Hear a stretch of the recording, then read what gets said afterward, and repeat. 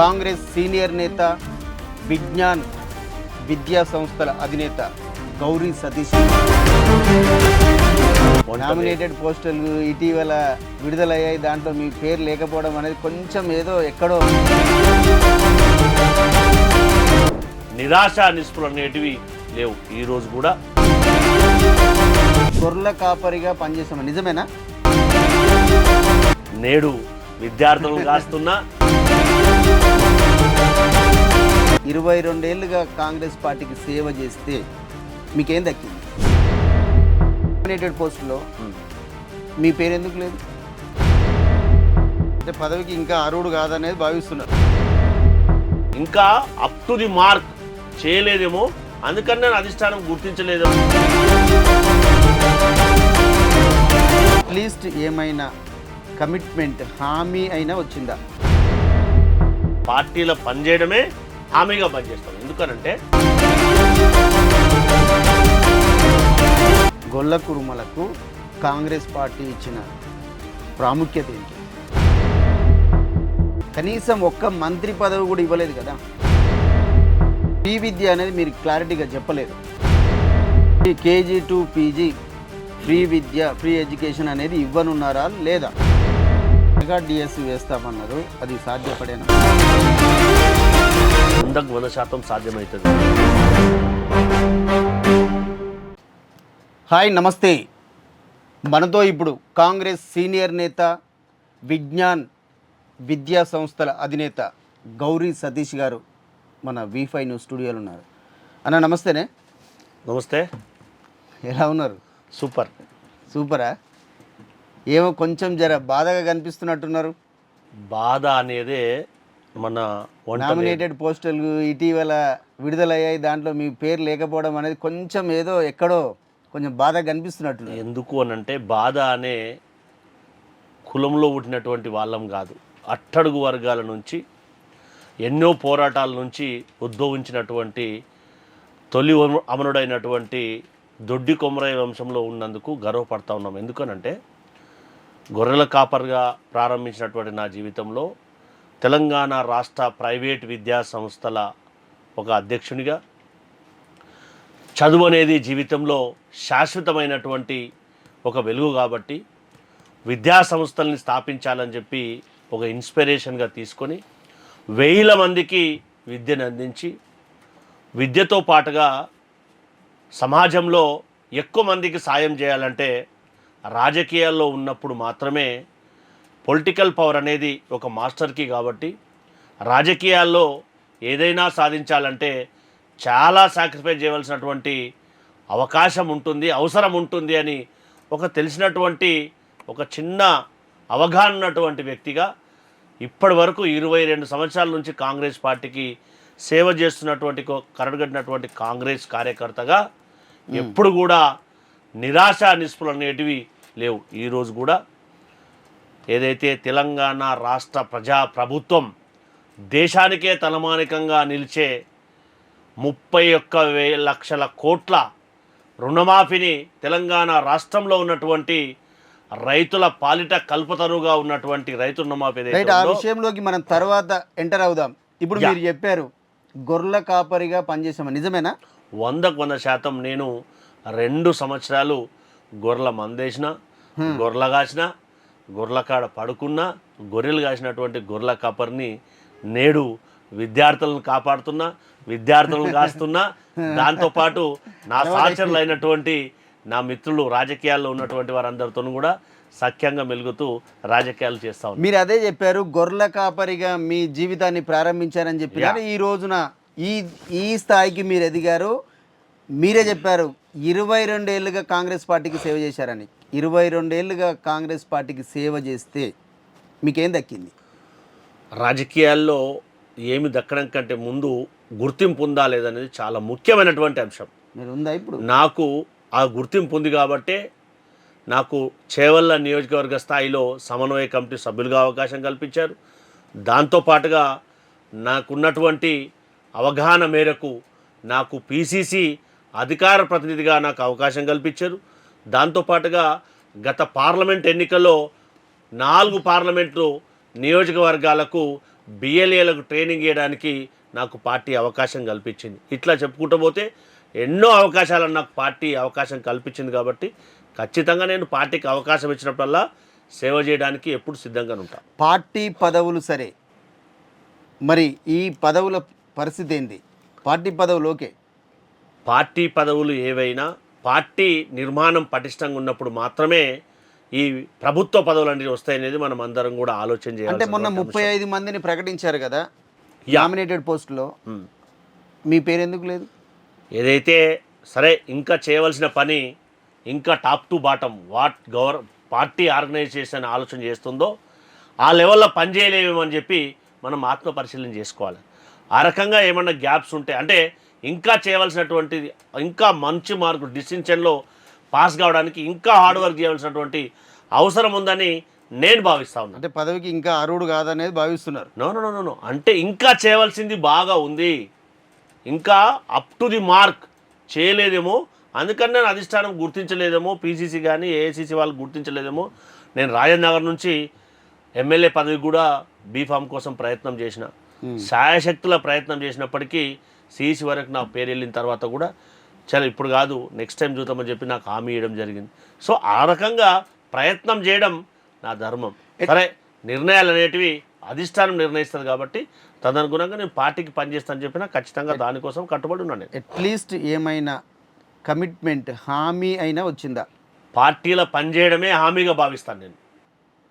ఖచ్చితంగా పార్టీల పనిచేయడమే హామీగా పనిచేస్తాం. ఎందుకనంటే తెలంగాణ రాష్ట్రంలో ఏదైతే అసెంబ్లీ ఎన్నికల్లో తెలంగాణ వ్యాప్తంగా ఉన్నటువంటి ఓటర్ మహాశయుల్లో జాతీయ సంస్థ ఒకటి సర్వే చేసినప్పుడు అథెంటిక్గా గొల్ల కుర్మలు కాంగ్రెస్ పార్టీకి 53.1% ఓట్లు వేయడం ద్వారా ఎస్టీ కమ్యూనిటీ తర్వాత అత్యధికంగా ఓట్ల శాతాన్ని వేసినటువంటి కమ్యూనిటీ ఏదంటే తెలంగాణ రాష్ట్రంలో గొల్ల కుర్మలు అని చెప్పి యావత్ కాంగ్రెస్ పార్టీకి అన్ని రాజకీయ పార్టీలకు బాగా తెలుసు. ఖచ్చితంగా మేము ఆశిస్తూ ఉన్నాం. ఖచ్చితంగా ఈ ప్రజాప్రభుత్వంలో మా పీసీసీ అధ్యక్షుల వారిపైన, ఉప ముఖ్యమంత్రి గారిపైన, మంత్రులందరిపైన, పార్టీ సీనియర్లందరిపైన ఖచ్చితంగా గొల్ల కుర్మలకు ఈ ప్రభుత్వంలో సముచితమైనటువంటి స్థానం కల్పిస్తారు. అదే రకంగా పార్టీలో కూడా ఏదైతే యాదవ్ కమ్యూనిటీ నుంచి కానీ, కుర్మ కమ్యూనిటీ నుంచి కానీ మంత్రి పదవి కానీ, పీసీసీ అధ్యక్ష పదవి కానీ, కార్పొరేషన్లు కానీ, ప్రభుత్వ అడ్వైజర్స్ కానీ, ఎమ్మెల్సీలు కానీ గత ప్రభుత్వం నామమాత్రంగా ఇచ్చే వాళ్ళకు అవకాశాలు కల్పించినా వాళ్ళకు అధికారాలు ఇవ్వలేదు. కానీ ఈ ప్రభుత్వం పదవితో పాటు అధికారాలు కూడా ఇచ్చే అవకాశం ఉంటుందని ఆశాభావంతో ఒక డెమోక్రటిక్ పార్టీ కాబట్టి ఖచ్చితంగా అవకాశం కల్పిస్తానని ఆశిస్తున్నాం. ఇప్పుడు మీరే చెప్పారు 53% గొల్ల కురుమలు కాంగ్రెస్ పార్టీకి పనిచేశారని. మరి అలాంటి నేపథ్యంలో గొల్ల కురుమలకు కాంగ్రెస్ పార్టీ ఇచ్చిన ప్రాముఖ్యత ఏంటి? ఖచ్చితంగా ఏ రాజకీయ పార్టీ కనీసం ఒక్క మంత్రి పదవి కూడా ఇవ్వలేదు కదా. ఏ రాజకీయ పార్టీ కుర్మలకు 2 అసెంబ్లీ సీట్లు ఇవ్వలేదు. కాంగ్రెస్ పార్టీ మాత్రమే 2 అసెంబ్లీ సీట్లు ఇవ్వడం అనేది జరిగింది. యాదవులకు 2 ఎమ్మెల్యే సీట్లు ఇవ్వడం జరిగింది.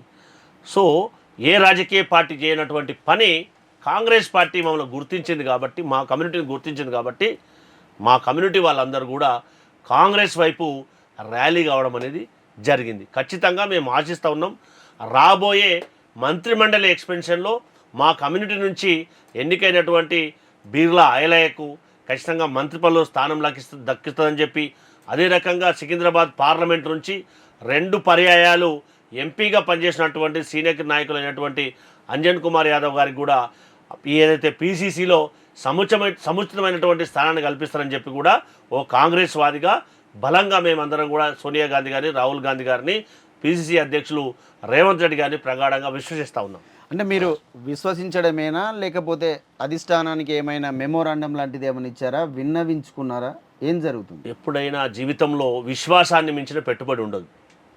ఒక టీచర్గా ఎప్పుడైతే మనపైన మనకు విశ్వాసం ఉంటుందో ఖచ్చితంగా మనం అనుకున్నటువంటి లక్ష్యాన్ని అధిరోహించడానికి మార్గం ఏర్పడే అవకాశం ఉంటుంది.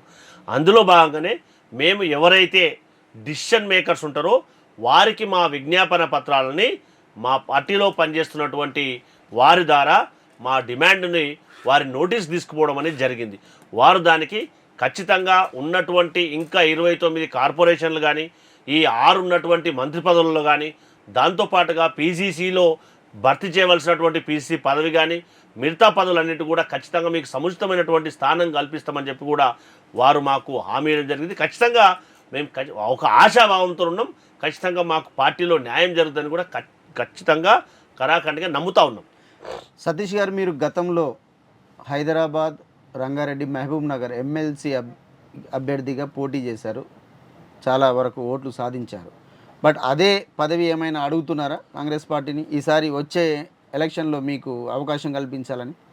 రీసెంట్గా జరిగినటువంటి గ్రాడ్యుయేట్ ఎమ్మెల్సీ కాన్ఫరెన్స్ నుంచి నేను పోటీ చేయడం జరిగింది. దానికి ఇంకా సమయం ఉంది కాబట్టి ఖచ్చితంగా నిరుద్యోగుల పట్ల, విద్యార్థుల పట్ల, ఉద్యోగుల పట్ల కన్సర్న్ ఉన్నటువంటి వ్యక్తిగా అప్పుడున్నటువంటి సిచ్యువేషన్కి అనుగుణంగా పార్టీ ఎవరైతే అభ్యర్థి సరైనటువంటి అభ్యర్థిని డిసైడ్ చేస్తుందో ఖచ్చితంగా నేను కూడా పోటీలో ఉండడానికి ఛాయశక్తుల ప్రయత్నం చేస్తాను. ఖచ్చితంగా పోటీలో ఉంటాను. ప్రభుత్వం లేదా పీసీసీ, ఏఐసీసీ ఏ నిర్ణయం తీసుకున్నా దాన్ని కట్టుబడి ఉండి ఖచ్చితంగా ఎవరు అభ్యర్థి అయినా వారి గెలుపు కోసం కానీ, నేను అభ్యర్థిగా ఉండడానికి బలంగా ప్రయత్నం చేస్తాం. నేను కానప్పుడు ఇంకెవరు అభ్యర్థి అయినా కానీ ఖచ్చితంగా గెలుపు కోసం ప్రయత్నం చేస్తాం. ఎందుకంటే మొన్న తీన్మార్ మల్లన్నకు ఎమ్మెల్సీగా పోటీ చేశాడు కనుక ఆ అనుభవం ఉంది కనుక అతనికి అదే పదవి ఇవ్వడం జరిగింది, గెలవడం జరిగింది. అలాగే మీకు కూడా అక్కడ గ్రిప్ ఉంది కనుక అదే పదవి ఇచ్చే అవకాశం ఏమైనా ఉందా? అందుకోసమనే ఏదైనా లేట్ చేస్తున్నారనుకోవచ్చా? ఏదేమైనా ఎన్నికలప్పుడు ఎవరు అభ్యర్థి అయితే బాగుంటుందనేది పార్టీ తీసుకునే నిర్ణయం కాబట్టి ఖచ్చితంగా పార్టీ తీసుకునే నిర్ణయానికి ఒక కరడుగట్టినటువంటి పార్టీ అభిమానిగా ఖచ్చితంగా దాని పట్ల నిబద్ధతను ఉంటాం. అందులో సెకండ్ ఒపీనియన్ లేదు. ఏదైతే నవీన్ గారు, తీన్మార్ మల్లన్న గారికి వరంగల్, నల్గొండ, ఖమ్మం జిల్లా గ్రాడ్యుయేట్స్ అందరూ కూడా బ్రహ్మరథం పట్టడం అనేది జరిగింది. వారికి కూడా మా శక్తి వంచన లేకుండా శక్తి మేరకు వారికి సహకరించి ఒక బీసీ బిడ్డను గెలిపించవలసినటువంటి ఆవశ్యకత ఎందుకుంది అనేది ప్రజలకు చెప్పడానికి ప్రయత్నం చేసినాం. సమస్యలు తెలిసినటువంటి వ్యక్తిని చట్టసభల్లో పంపితే ఏ రకంగా ప్రయోజనం జరుగుతుందో, ప్రభుత్వ ప్రతినిధిగా ఉంటే ఏ రకంగా సమస్యలు పరిష్కరించుకునే అవకాశం ఉంటుందో అక్కడటువంటి ఓటర్లకు కూడా చెప్పడానికి ప్రయత్నం చేసినాం. మా వంతు భాగస్వామ్యం కూడా అందులో ఉందనేది ఈ సందర్భంగా మీ ద్వారా అందరికీ విజ్ఞప్తి చేస్తూ ఉన్నాం. సతీష్ గారు, మీరు విద్యావేత్తగా ఉన్నారు, కాంగ్రెస్ పార్టీలో కీలకంగా ఉన్నారు. కేటీఆర్ గారు, కేసీఆర్ గారు గత ప్రభుత్వం, బీఆర్ఎస్ ప్రభుత్వం కేజీ టు పీజీ ఫ్రీ విద్య అని చెప్పారు, ఉచిత విద్య అని చెప్పారు, అమలు చేయలేకపోయారు. మీరు మీ ప్రభుత్వం అలాంటిది ఏమైనా ప్రకటించనుందా, చేపట్టనుందా? ఖచ్చితంగా గత ప్రభుత్వం విద్యా వ్యవస్థని విధ్వంసం చేసింది.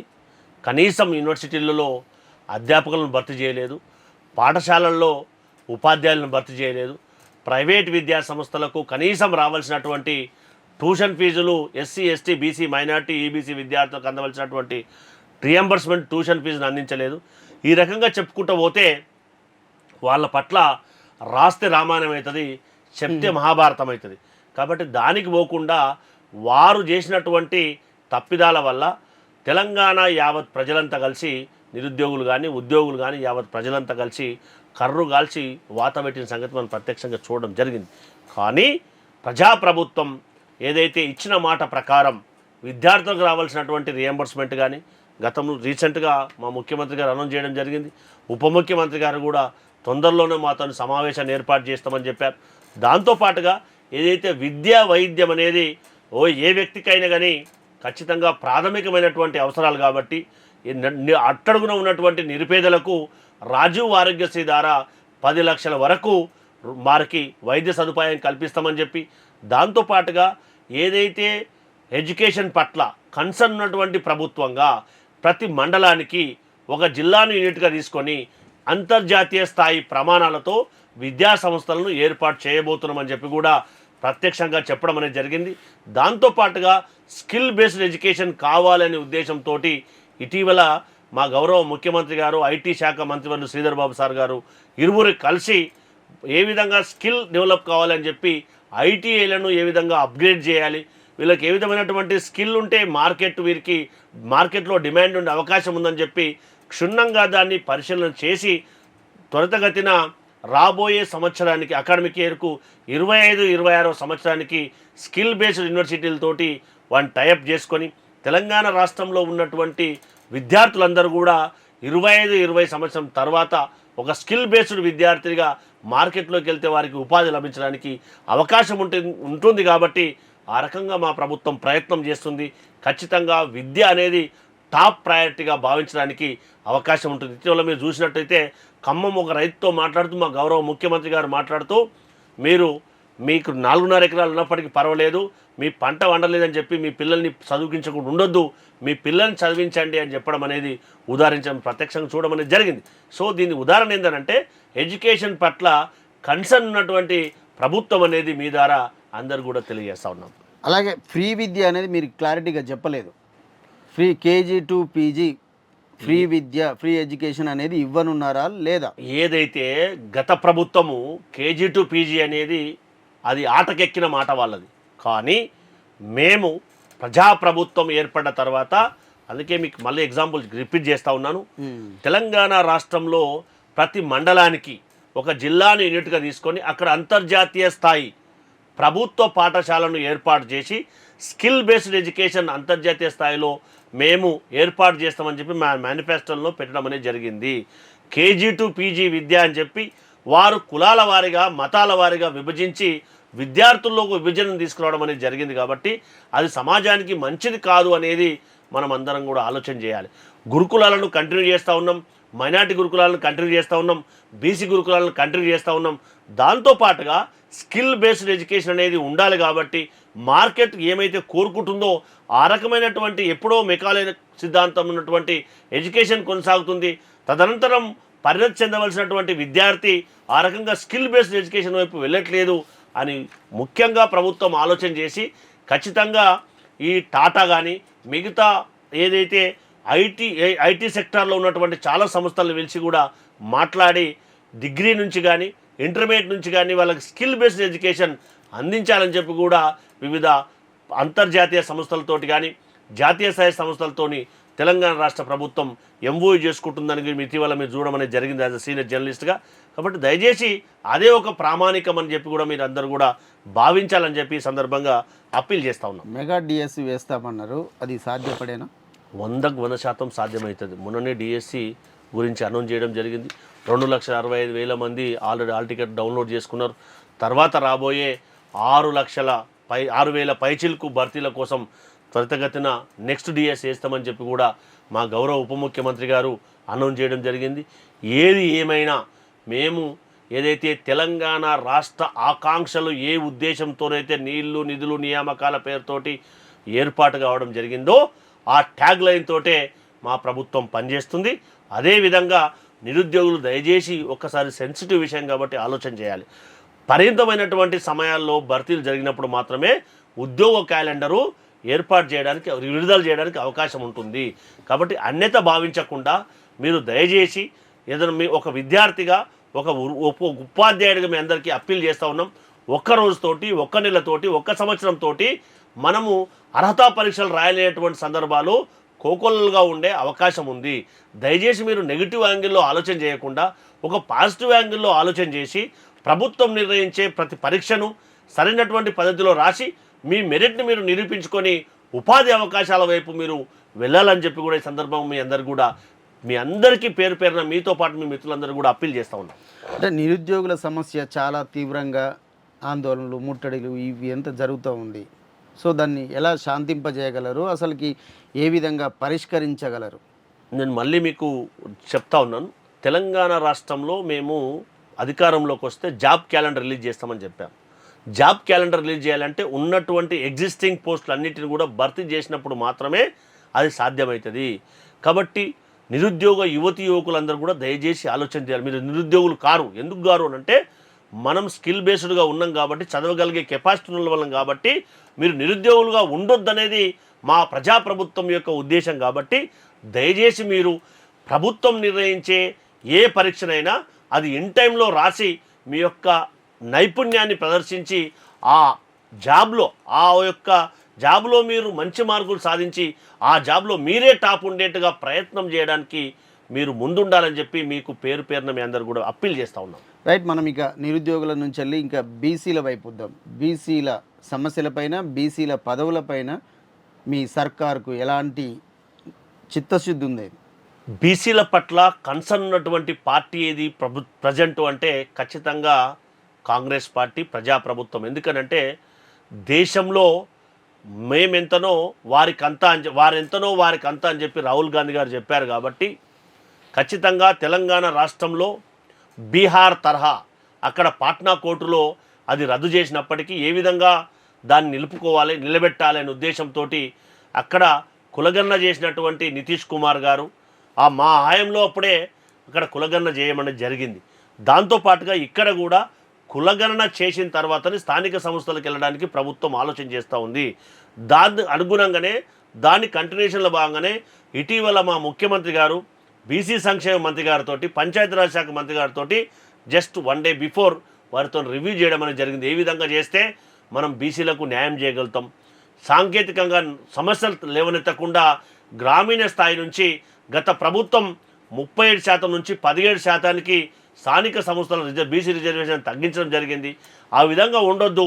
మనం బీసీలకు న్యాయం చేసినప్పుడు మాత్రమే మనం చెప్పినటువంటి మాటలు అవి సార్థకతమయ్యే అవకాశం ఉంటుందని చెప్పి గౌరవ ముఖ్యమంత్రి గారు, మంత్రులందరూ కూడా డిసిషన్ తీసుకోవడం జరిగింది. కాబట్టి ఖచ్చితంగా బీసీల పట్ల వారికి ఉన్నటువంటి కన్సర్న్ అనేది దాని ద్వారా తెలుస్తుంది. కాబట్టి మనం అందరం కూడా ఒక్కసారి ఆలోచన చేయాలి.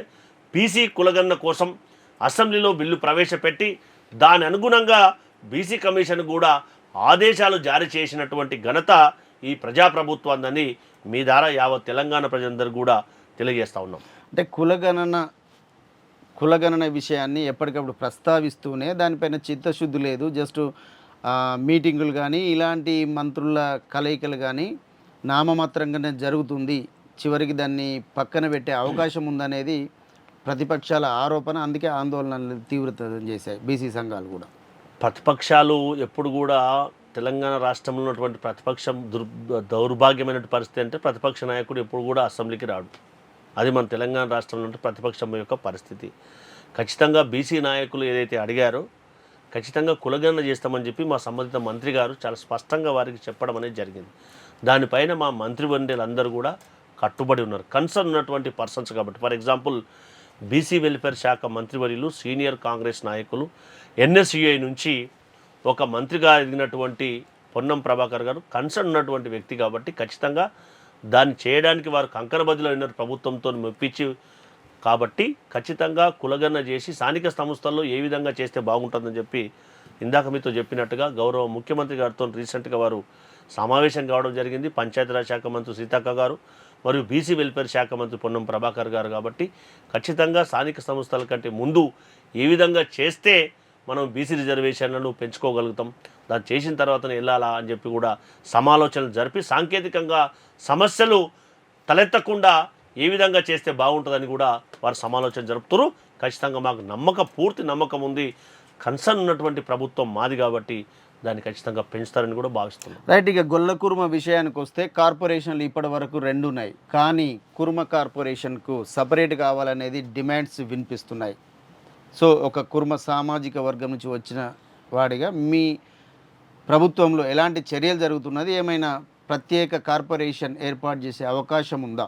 మా కుర్మ సంఘం యొక్క అధ్యక్షులు ఎమ్మెల్సీ యగ్గె మల్లేష్ గారు కూడా గౌరవ ముఖ్యమంత్రి గారిని, మా ఆలేరు ఎమ్మెల్యే ప్రభుత్వ విప్ ఐలయ్య గారితో పాటుగా మా కుర్మ కార్పొరేషన్ సపరేట్ కావాలని చెప్పి కూడా అప్పీల్ చేయడం జరిగింది. మా సహోదరులైనటువంటి యాదవ కమ్యూనిటీకి ఒక కార్పొరేషన్, మా కుర్మ కమ్యూనిటీకి కూడా ఇంకో కార్పొరేషన్ కావాలి అని చెప్పి కూడా అప్పీల్ చేయడం జరిగింది.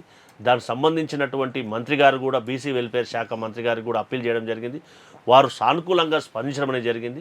ఖచ్చితంగా దాన్ని ఏర్పాటు చేస్తారని చెప్పి కూడా ఏర్పాటు చేసి 2 యాదవ కుర్మ కార్పొరేషన్లకు పెద్ద ఎత్తున నిధులు కేటాయించి, ఎందుకనంటే ఈ కుర్మ యాదవ కమ్యూనిటీ అనేది కాంగ్రెస్ వైపు ఎక్కువ శాతం నడిచినటువంటి కమ్యూనిటీ. కాబట్టి దాన్ని కాపాడుకుంటాము అని చెప్పి కూడా ఒక కాంగ్రెస్ వాదిగా, కాంగ్రెస్ పార్టీ సీనియర్ కార్యకర్తగా మేము బలంగా భావిస్తున్నాం. మా అధిష్టానం కూడా ఆ విధంగా ఆలోచన చేసి ఈ కార్పొరేషన్లు మిగతా కార్పొరేషన్ల కంటే ఎక్కువ నిధులు కేటాయించి వారిని సామాజికంగా, ఆర్థికంగా డెవలప్ చేయడానికి, సాంకేతికంగా డెవలప్ చేయడానికి ఎక్కువ నిధులు కేటాయించి ఈ 2 కార్పొరేషన్ను బలోపేతం చేసి వారికి అందించవలసినటువంటి నిధుల విషయంలో వెనుకడుగు వేయకుండా ఖచ్చితంగా సహాయ సహకారాలు అందిస్తారని చెప్పి కూడా బలంగా నమ్ముతా ఉన్నాం.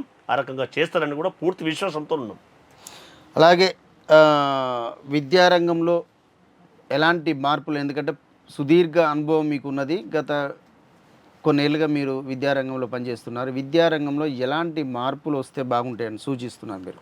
ఏదైతే మరీ ముఖ్యంగా హైదరాబాద్ ప్రాంతంలో విద్యార్థులందరూ కూడా వివిధ వ్యసనాలకు లోనై ఈ డ్రగ్స్కి అడిక్ట్ అవుతారు. కాబట్టి దయచేసి తల్లిదండ్రులు కానీ టీచర్లు కానీ దయచేసి ఆలోచన చేయాలి. మన పిల్లలు ఏం చేస్తూ ఉన్నారు, ఎలాంటి అలవాట్లు వారు అలవర్చుకుంటున్నారో దయచేసి మన పిల్లల్ని మనం క్రాస్ చెక్ చేసుకోవాల్సినటువంటి సమయం. కాబట్టి ముఖ్యంగా ఇంటర్మీడియట్ పిల్లలు, డిగ్రీ పిల్లలు ఈ డ్రగ్స్ వైపు డైవర్ట్ అవుతారు. కాబట్టి దయచేసి మన పిల్లల్ని మనం కాపాడుకోవడం అనేది ప్రతి తల్లిదండ్రులుగా బాధ్యతగా భావించవలసినటువంటి సందర్భాన్ని గుర్తు చేస్తున్నానని చెప్పి అన్యత భావించద్దు. దాంతోపాటుగా ఏదైతే నేడు డిగ్రీ విద్యార్థులు కానీ ఇంజనీరింగ్ విద్యార్థులు కానీ వారు పట్టా సర్టిఫికేట్తో పాటు స్కిల్ అండ్ ప్రజెంటేషన్ ఉన్నప్పుడు మాత్రమే ఏదైనా ఉపాధి పొందడానికి సాధించుకోవడానికి అవకాశం ఉంటుంది. కాబట్టి ప్రభుత్వం ఏదైతే ఆలోచన చేస్తూ ఉందో నేటి కాలానికి అనుగుణంగా విద్యార్థుల్లో కూడా ప్రజెంటేషన్ స్కిల్ పెరగాలి. వాళ్ళకి లైఫ్ స్కిల్ వచ్చినప్పుడు మాత్రమే వాడు జీవితంలో ఒడిదుడుకులను ఎదుర్కోవడానికి అవకాశం ఉంటుంది. వానికి మానసికమైనటువంటి స్థైర్యం రావాలి అంటే వానికి ఖచ్చితంగా జీవితం అంటే ఏంటి, సమాజం అంటే ఏంటి, దాంతోపాటు నాకున్నటువంటి సబ్జెక్టును 10 మందిలో నేను చెప్పగలుగుతానని ఆత్మస్థైర్యం కలిగినప్పుడు మాత్రమే వాడు తన జీవితాన్ని లీడ్ చేయగలుగుతాడు. లీడర్ అంటే ఏదో రాజకీయ నాయకుడే కాదు. తను ఎన్నుకున్నటువంటి ప్రొఫెషన్లో 10 మందిలో లీడ్ చేసినప్పుడే వాడు తనకు తాను లీడ్ చేసుకోవడానికి అవకాశం ఉండాలంటే ప్రజెంటేషన్ స్కిల్ ఉండాలనేది మనందరికీ కూడా బాగా తెలుసు. కాబట్టి ఖచ్చితంగా తెలంగాణ రాష్ట్రంలో ఉన్నటువంటి విద్యార్థులందరూ కూడా స్కిల్ బేస్డ్ ఎడ్యుకేషన్, దాంతోపాటుగా మీ చదువుతో పాటు మీది అదర్ యాక్టివిటీస్ ఏవైతే కరికులం ఉంటుందో దాన్ని పర్ఫెక్ట్గా ఇంప్లిమెంట్ చేసుకోవాలని చెప్పి కూడా మీ అందరు కూడా అప్పీల్ చేస్తూ ఉన్నాం.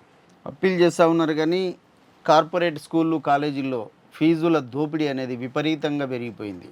మీరు విద్యా వ్యవస్థలో ఉన్నారు. దీన్ని వరకు మనం ఏ విధంగా నియంత్రించవచ్చు, అసలుకి ఏ విధంగా దీని నిర్మూలన చేయవచ్చు?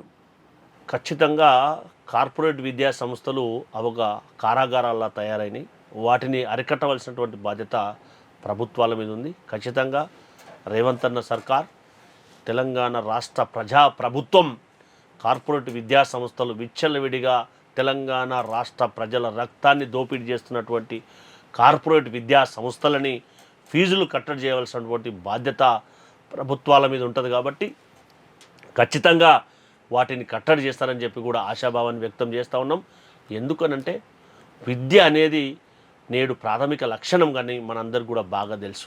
కాబట్టి దాన్ని అందరికీ అందే విధంగా చూడవలసినటువంటి బాధ్యత కూడా ప్రభుత్వాలపైన ఉంటుంది. కాబట్టి ఆ రకంగా ఖచ్చితంగా కన్సర్న్ ఉన్నటువంటి పర్సన్గా గౌరవ ముఖ్యమంత్రి మరియు రేవంత్ అన్న గారు ఆలోచన చేసి కార్పొరేట్ విద్యా సంస్థలు కట్టడి చేస్తారని చెప్పి 100% ఒక కార్పొరేట్ విద్యా సంస్థలకు అగనిస్ట్గా ఉన్నటువంటి తెలంగాణ రాష్ట్రంలోనే అతిపెద్దదైనటువంటి తెలంగాణ ప్రైవేట్ జూనియర్ కళాశాల సంఘం అధ్యక్షునిగా భావిస్తూ ఉన్నాను. ఖచ్చితంగా కార్పొరేట్ విద్యా సంస్థలు చేస్తున్నటువంటి దోపిడీని ఖచ్చితంగా ఈ ప్రజాప్రభుత్వం అడ్డుకుంటుంది. ఈ విద్య అనేది అందరికీ అందే విధంగా, మంచి నాణ్యమైనటువంటి విద్యను అందే విధంగా ఈ ప్రభుత్వం ప్రయత్నం చేస్తుందనేది ఖచ్చితంగా చెప్పగలుగుతాం. అంటే దీనిపైన ఎలాంటి చర్యలు తీసుకోబోతున్నారా, ఏదైనా ప్లాన్ చేస్తున్నారా, తీసుకుంటున్నారా, ఏంది మీ సజెషన్? ఖచ్చితంగా తెలంగాణ రాష్ట్రంలో కార్పొరేట్ విద్యను మాత్రం కట్టడి చేయవలసినటువంటి అవసరం ఎంతైనా ఉంది. గ్లోబలైజేషన్ వచ్చిన తర్వాత ప్రైవేట్ విద్యా సంస్థలు విచ్చలవిడిగా పెరిగినప్పటికీ ఫీజుల రూపంలో వారు వసూలు చేస్తున్నటువంటి ఫీజులు అవి భరించలేనటువంటి పరిస్థితి చేరుకుంటున్నాయి. కాబట్టి వాటిని కట్టడి చేయవలసిన బాధ్యత ప్రభుత్వాలపైన ఉంది, ఆయా అటానమస్ బాడీలపైన ఉంటుంది. కాబట్టి వాటిని స్ట్రీమ్లైన్ చేయవలసినటువంటి అటానమస్ బాడీలు ఏవైతే ఉన్నాయో వాటిని స్ట్రెంథన్ చేసి వివిధ రూపాల్లో వాటిని ఇన్స్పెక్షన్ అథారిటీకి ఫుల్ పవర్స్ ఇచ్చి దాని పట్ల ఇటీవలనే ప్రభుత్వం ఒక ప్రైమరీ డిస్కషన్ చేయడం జరిగింది. విద్యా కమిషన్ వేయడమా లేదంటే కమిటీ రూపంలో ఒక రెగ్యులేటరీ అథారిటీ వేయడం అనేది ప్రభుత్వం ఆలోచిస్తుందనేది సమాచారం. ఖచ్చితంగా ఆ విధంగా ఆలోచన చేసి వాటిని ఏ మేరకు కట్టడి చేయగలుగుతామో ఆ మేరకు కట్టడి చేసినప్పుడు మాత్రమే ఉన్నత విద్య అనేది అందరికీ అందే విద్యగా అందరికీ అందే అవకాశం ఉంటుంది. లేదా అందరికీ ఎవరికీ అందని ద్రాక్షలా ఉండే అవకాశం కూడా ఉండే అవకాశం ఉంది. అంటే మీరు వైపు చెప్తున్నారు విద్యా వైద్యం పైన మా సర్కార్కు చిత్తశుద్ధి ఉందనేది, కానీ మీరు చెప్పేది విద్యా వ్యవస్థ నియంత్రించాలని చెప్తా ఉన్నారు. కానీ ముఖ్యమంత్రి గారు ఓవైపు మొన్న ప్రైవేట్ ఆసుపత్రికి మంత్రులు, ముఖ్యమంత్రితో సహా ఎంతోమంది ఎమ్మెల్యేలు అక్కడ వరంగల్లో అది ఓపెనింగ్కి వెళ్ళారు. అంటే దీన్ని బట్టి చూస్తే ప్రజల్లో ఒక ఆందోళన అనేది మొదలవుతుంది. ప్రైవేట్ ఆసుపత్రుల ప్రారంభోత్సవానికి ముఖ్యమంత్రులు, మంత్రులు, ఎమ్మెల్యేలు ఇంత హంగామతో వెళ్ళడము ప్రైవేట్ ఆసుపత్రులను ప్రభుత్వ ఆసుపత్రులను పట్టించుకోనట్లే కదా. ఏదైతే మెడికవర్ హాస్పిటల్ ఇనాగరేషన్కు ముఖ్యమంత్రి గారు అండ్ మిగతా ఒకరిద్దరు మంత్రులు వెళ్ళడం జరిగింది. అది పెద్దగా ఆలోచించవలసిన అవసరం లేదు. ఎందుకంటే హెల్త్ పట్ల కన్సర్న్ ఉన్నటువంటి ప్రభుత్వం మీరు ఒకసారి ఆలోచన చేయాలి. జూనియర్ డాక్టర్లు సమ్మె చేస్తే 24 గంటలు గడవక ముందే వారికి కావలసినటువంటి ఏవైతే డిమాండ్స్ ఉన్నాయో వాటిని నెరవేర్చినటువంటి ఘనత ప్రజాప్రభుత్వాన్ని. ఏదైతే కాలేజీ యూనివర్సిటీ అక్కడ 4 సంవత్సరాల నుంచి నిర్మాణం జరిగితే ఇప్పటి వరకు కూడా పూర్తిగానటువంటి సందర్భాన్ని మనం వరంగల్లో ప్రత్యక్షంగా చూడడం అనేది జరిగింది. వీటన్నిటికి మాకు ఉద్దేశం ఏంటంటే ఏదైతే ప్రభుత్వ రంగ విద్యా సంస్థలు వైద్య అందించే సంస్థలు ఏవైతున్నాయో ప్రభుత్వ హాస్పిటల్స్ వాటిని స్ట్రెంథన్ చేస్తున్న దానికి అదో చక్కని ఉదాహరణ. దాంతోపాటు మా విద్యాశాఖ మంత్రివర్యులు, సీనియర్ మంత్రివర్యులు, మాజీ ఉప ముఖ్యమంత్రి, నేటి విద్యాశాఖ మంత్రి దామోదర్ రాజనరసింహ గారు ఉస్మానియా హాస్పిటల్ను కూడా ఏ విధంగా చేస్తే బాగుంటుంది, ఇక్కడ నైపుణ్యమైనటువంటి అత్యాధునికమైనటువంటి నైపుణ్య వస్తువులు కల్పించాలి, అందరికీ అందుబాటులో ఉండే విధంగా వైద్యాన్ని అందించాలని చెప్పి కూడా గౌరవ మంత్రి గారు దానిపైన అన్ని విషయాలను చర్చించడం అనేది జరుగుతూ ఉంది. కాబట్టి కన్సర్న్ ఉంది కాబట్టి 24 గంటలు గడవక ముందే సమస్యను పరిష్కరించడం జరిగింది. మీరు కూడా చూశారు అక్కడ జూనియర్ డాక్టర్లు ఏ విధంగా జూనియర్ డాక్టర్ల సమస్య మీరు పరిష్కరించారు. కానీ ఆసుపత్రుల్లో పరిస్థితులను మాత్రము ఇప్పటి వరకు కూడా ప్రభుత్వ ఆసుపత్రుల్లో ఎలాంటి మార్పులు జరగలేదు. V5 న్యూస్ విద్యా వైద్యం పైన ఒక ఉద్యమం నిర్వహిస్తుంది. ప్రతి ప్రభుత్వ ఆసుపత్రుల్లో పబ్లిక్ టాక్ అనేది నిర్వహిస్తుంది. అంటే ఆసుపత్రుల్లో వైద్యుల సేవలు ఎలా ఉన్నాయి, ఆసుపత్రుల్లో సౌకర్యాలు ఎలా ఉన్నాయి అన్న దాని మీద పేషెంట్స్ని కానీ వాళ్ళ బంధువులను కానీ పబ్లిక్ టాక్ తీసుకొని ఇక్కడ పబ్లిక్ చేయడం జరుగుతుంది. ఇప్పటికే గాంధీ ఆసుపత్రి, ఉస్మానియా ఆసుపత్రి, తదితర నీలోఫర్ లాంటి ప్రభుత్వ ఆసుపత్రుల పైన ఇప్పటికే పబ్లిక్ టాక్స్ రిలీజ్ చేశాము. సో ప్రభుత్వం దీనిపైన ఎట్లాంటి చిత్తశుద్ధి ఉంది, ఏం చేయబోతుంది?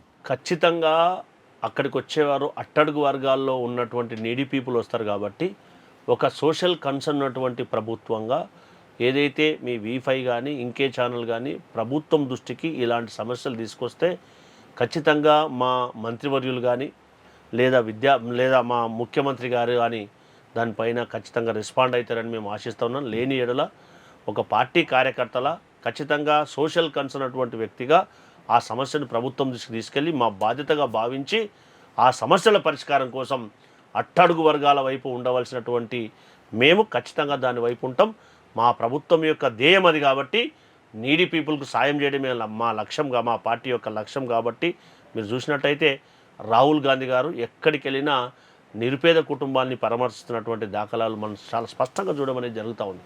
కాబట్టి ఖచ్చితంగా ఆ కాజును తీసుకొని ఏ సమస్య ఉన్నా వాటి పరిష్కారం కోసం శాయశక్తుల ప్రయత్నం చేస్తారు. అంటే రాహుల్ గాంధీ గారు కులగణన అంటున్నాడు, బీసీ పట్ల ఎక్కువ వాదం వినిపిస్తున్నాడు. కానీ ఇక్కడ ఉన్న రాష్ట్ర సర్కార్ దాన్ని సరిగ్గా అమలు చేయడం లేదనేది విమర్శలు వినిపిస్తున్నాయి.